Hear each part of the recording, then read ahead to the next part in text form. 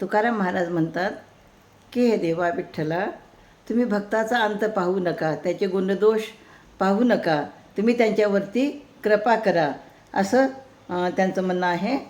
नाही विचारित मेघ हगंदारीस येत, नये पाहू त्याचा अंत, ठेवी करणापे चित्त, वर्जित गंगा नाही उत्तम अधम जगा, तुका म्हणे मळ नाही अग्निशी विटाळ. तर पाऊस सर्वत्र सारखा पडतो, चांगले शेत असो किंवा घाणेरडी जागा असो, सगळीकडेच पाऊस पडत असतो. म्हणून हे देवा, भक्ताचा अंत पाहू नये, त्याचे गुणदोष पाहू नयेत, आपल्या कार्याकडे लक्ष असावे. उदाहरणार्थ, अधम लोक आणि उत्तम लोक याची निवड गंगा नदी करत नाही, गंगामाया करीत नाही. स्वीकार किंवा त्याचा त्याग असा भेदही ती करीत नाही.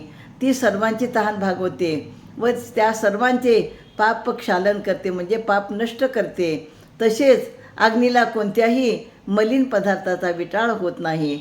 आणि म्हणून ते विठ्ठलाला विनंती करतात की, विठ्ठला, कोणत्याही भक्ताचे गुणदोष पाहू नका, त्यांच्यावर तुमची कृपा असू द्या.